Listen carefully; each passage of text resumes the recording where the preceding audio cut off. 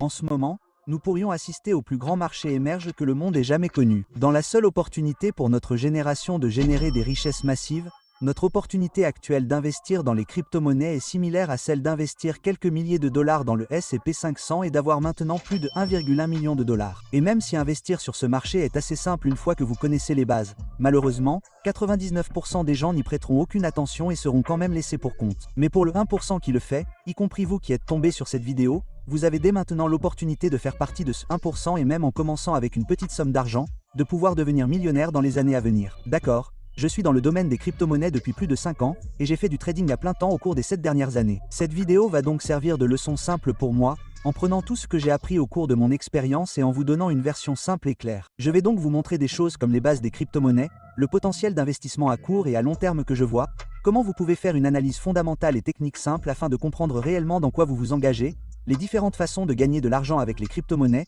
ainsi que la manière d'acheter, de vendre et d'organiser toutes vos activités en crypto-monnaie, ainsi que tous les trucs et astuces que j'ai appris au fil des ans. Donc, si vous arrivez à la fin de la vidéo, vous aurez une base d'investissement simple pour pouvoir investir comme le 1%. Donc, si cela vous semble intéressant, assurez-vous de cliquer sur le bouton j'aime de la vidéo, abonnez-vous à la chaîne si vous aimez le trading et l'investissement, et si vous finissez par aimer cette vidéo, assurez-vous de la partager avec un ami avec qui vous souhaitez également faire partie du club des futurs millionnaires. Commençons donc par les bases des crypto-monnaies afin que vous compreniez l'essentiel de l'ensemble du marché. D'accord. La meilleure façon d'envisager les crypto-monnaies est qu'il s'agit d'un moyen sécurisé et transparent de stocker et de partager des informations qui sont visibles par tous, mais qui ne sont pas nécessairement contrôlées par une seule personne. Cette forme de technologie permet de transférer des informations entre des parties. Pendant ce processus de transfert, il existe une forme de cryptage, ce qui en fait un moyen sécurisé de partager des informations, mais qui peut être effectué entièrement sur un registre ouvert où chacun peut voir en toute transparence ce qui se passe. Il n'y a pas vraiment d'entité centrale sur laquelle nous nous appuyons pour être transparent, car les deux parties sont d'accord et les informations sont disponibles pour tout le monde. Donc,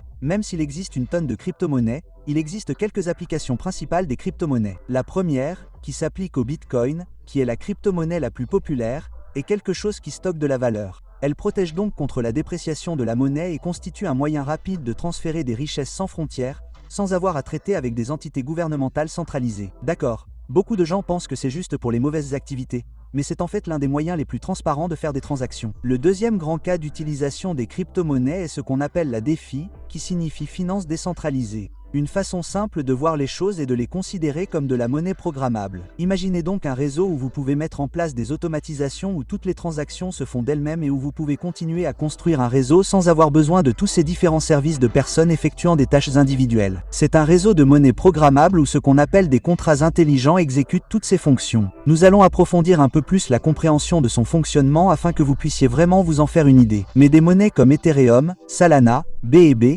sont toutes des choses qui peuvent stocker une certaine valeur, mais qui sont principalement orientées vers la finance décentralisée. Et ce sera probablement l'un des plus grands marchés émergents que le monde ait jamais connu. Comme je l'ai dit, nous allons nous y plonger. La troisième catégorie la plus importante est ce qu'on appelle les pièces stables. Elles ne sont pas vraiment utilisées comme véhicules d'investissement. Il s'agit plutôt d'une version de crypto-monnaie destinée à représenter la valeur d'une monnaie fiduciaire. Quand je dis monnaie fiduciaire, je veux dire quelque chose comme le dollar américain ou le won. Des monnaies émises par un gouvernement central. Parmi les plus importantes, on trouve la monnaie stable USDT, qui vaudra toujours $1 et qui vous permet essentiellement d'utiliser de l'argent ordinaire, mais sur la blockchain. Avant de nous plonger dans les termes clés pour en apprendre un peu plus sur les crypto-monnaies, je souhaite passer à la deuxième partie et parler de l'énorme potentiel d'investissement à court et à long terme pour ce marché émergent. Il y a donc de fortes chances que vous ayez beaucoup entendu parler du Bitcoin. Et la raison pour laquelle le Bitcoin a connu un tel succès ces dernières années est qu'il est considéré comme une réserve de valeur, luttant contre l'un des plus gros problèmes auxquels les pays en général sont confrontés et que les États-Unis commencent certainement à voir, à savoir ce qu'on appelle la dépréciation de la monnaie. La dépréciation de la monnaie se produit lorsque les gouvernements centralisés continuent d'imprimer de l'argent, augmentant ainsi la quantité totale de monnaie en circulation, ce qui, au fil du temps, va éroder le pouvoir d'achat de la monnaie. Et comme vous pouvez le voir avec le dollar américain depuis les années 1900, $100 n'ont plus qu'un pouvoir d'achat de $3 en 2020. Et c'était pendant le CO où nous avons imprimé 22% de la masse totale de dollars américains en quelques années seulement, ce qui fait encore plus baisser le pouvoir d'achat du dollar américain. Nous perdons environ 3 à 4% de notre pouvoir d'achat par an, et c'est l'un des plus gros problèmes que les États-Unis. D'accord, et il existe actuellement ce qu'on appelle la monnaie de réserve mondiale. Le dollar américain est la monnaie de réserve du monde. C'est avec elle que nous échangeons des barils de pétrole. On peut le considérer comme la monnaie étalon or du monde entier. Et vous pouvez voir que le statut de monnaie de réserve a beaucoup changé de main. En 1450, c'était le Portugal qui avait ce statut. Puis ce fut le tour de l'Espagne pendant environ 110 ans, des Pays-Bas pendant 80 ans, de la France pendant 95 ans, de la Grande-Bretagne pendant environ 105 ans, et les États-Unis commencent maintenant à atteindre cette durée moyenne. Et maintenant, certains des autres grands acteurs mondiaux, dont l'Arabie Saoudite et la Chine, cherchent potentiellement à changer de monnaie pour le commerce du pétrole, ce qui, si cela se produit aux États-Unis, signifierait la perte de leur statut de monnaie de réserve. Dans environ 6 mois, les États-Unis perdraient environ 30% de leur valeur. Le coût de l'importation de marchandises deviendrait considérablement plus élevé. Toute la dette que nous avons accumulée, le gouvernement ne serait pas en mesure d'emprunter au taux actuel, ce qui entraînerait un déficit plus important qui devrait être comblé soit en augmentant les impôts, soit en imprimant plus de monnaie, ce qui nous amènerait à une situation appelée hyperinflation, ce que connaissent de nombreux pays dont les monnaies sont plus anciennes. C'est pourquoi vous pouvez vous rendre dans différents pays avec des dollars américains et avoir un pouvoir d'achat considérablement plus élevé. Et je ne suis pas là pour jouer à la thèse de l'Armageddon. Ce que je veux dire ici, c'est que même si cela ne devait pas arriver, au cours des 120 dernières années, nous avons quand même vu notre monnaie perdre environ 97% de sa valeur. Et si cela ne sonne pas l'alarme, en disant que le monde a besoin de stocker de la valeur qui ne peut pas être gonflée et manipulée par une entité centralisée, alors je ne sais pas ce qui le ferait. Et pendant des années, l'or a été la solution à ce problème. Et l'or a été une formidable réserve de valeur. Mais si l'on examine vraiment la répartition de l'or, est-elle vérifiable? Savons-nous quelle quantité d'or se trouve réellement dans les réserves, toujours détenues en quelque sorte par une entité centrale, que ce soit une banque ou un gouvernement? Est-elle fongible? Autrement dit, est-elle unique? Est-elle facilement remplaçable? La réponse est non. Est-elle portable? Absolument pas. On ne peut pas trimballer des lingots d'or dans ses poches. Est-elle durable? Oui, elle est très durable. Divisible? Il n'est pas si facile de diviser des quantités fractionnaires d'or. Il faut qu'il passe par un processus, et ce n'est pas facile à faire. Il est modérément rare. Nous continuons donc à extraire de l'or au fil du temps. Nous n'avons également aucune idée de la quantité d'or présente dans le système solaire, ce qui pourrait avoir un impact considérable sur la valeur réelle que nous lui accordons. A-t-il une histoire bien établie? Oui, l'or a une histoire très bien établie. Il a été l'une des meilleures réserves de valeur au fil du temps. Résiste-t-il à la censure? Le gouvernement ou une entité centrale peut-il le cacher ou mentir à ce sujet? Cela obtient une note modérée. Est-il programmable? Bien sûr, l'or n'est pas programmable. Et est-il décentralisé? Encore une fois, la majeure partie de l'or dans le monde appartient toujours principalement aux gouvernements centraux. La décentralisation de cela reste donc à un niveau modéré. D'accord, vous pouvez voir que la monnaie traditionnelle obtient des scores presque faibles dans chaque catégorie. C'est important. Et si nous examinons le Bitcoin de manière comparative, est-il vérifiable? Extrêmement fongible, extrêmement portable, extrêmement durable. Il obtient une note modérée. Il peut être facilement divisible. C'est extrêmement rare, car nous savons qu'il n'y aura jamais que 21 millions de bitcoins. Il n'a pas encore d'historique établi, ce qui constitue également une opportunité de hausse extrême, étant donné qu'il est encore très tôt sur le marché. Est-il résistant à la censure? Tout est ouvert et accessible en ligne, ce qui permet aux gens de le voir. Il est également programmable ouvertement et 100% décentralisé. D'accord, donc pour les monnaies de pillage, Bitcoin détruit automatiquement tout ce que nous avons vu auparavant et constitue un moyen de stocker de la valeur et de l'envoyer facilement dans le monde entier sans avoir à déplacer quoi que ce soit physiquement ou à traiter avec des gouvernements centralisés. Et si nous examinons le graphique du Bitcoin par rapport au graphique du dollar américain, je suis presque sûr que vous comprenez où nous voulons en venir. Et comme je l'ai dit, je ne suis pas là pour parler d'Armageddon, mais je dis que si vous avez entre 20 et 30 ans, les chances que quelque chose se produise ou que ce que nous avons vu en ce moment continue de se produire sont extrêmement élevées. Et étant donné que le Bitcoin ne représente toujours que 1,3 billion de dollars, non seulement je pense que cela pourrait facilement égaler la capitalisation boursière de l'or, qui est d'environ 15,5 billions de dollars, mais je pense aussi que cela pourrait être plus accessible à plus de personnes que l'or, voire dépasser la capitalisation boursière de l'or. Si le Bitcoin pouvait dépasser la capitalisation boursière de l'or, nous verrions en fait le prix du Bitcoin dépasser le million, ce qui, si l'on considère la capitalisation boursière globale, ne nécessiterait qu'environ 15% de la monnaie mondiale totale en Bitcoin pour que cela se produise. D'accord, assurez-vous de ne pas prendre cela comme un conseil financier, mais non seulement je considère cela comme une opportunité d'investissement incroyable, mais la somme d'argent qui va être injectée dans de nouvelles entreprises et de nouvelles crypto-monnaies qui peuvent grimper de plusieurs centaines de X sera quelque chose que le monde n'a jamais vu et qui va permettre à beaucoup d'entre nous d'amasser beaucoup de richesses. Mais nous devons connaître les détails de la manière d'interagir réellement avec le marché et être capables de nous organiser de manière simple pour en tirer parti. C'est ce que nous allons aborder maintenant. D'accord. Du côté de la défi, imaginez que la banque et la finance, tous les soins de santé, le gouvernement, l'énergie et le développement durable puissent désormais être programmés. Ainsi, au lieu d'une tonne de personnes travaillant pour permettre, par exemple, à une personne d'acheter et de vendre une maison, tout cela peut désormais être programmé de manière totalement transparente et totalement sécurisée. Et la monnaie sous-jacente nécessaire pour pouvoir interagir avec cet écosystème est celle que les gens détiendraient.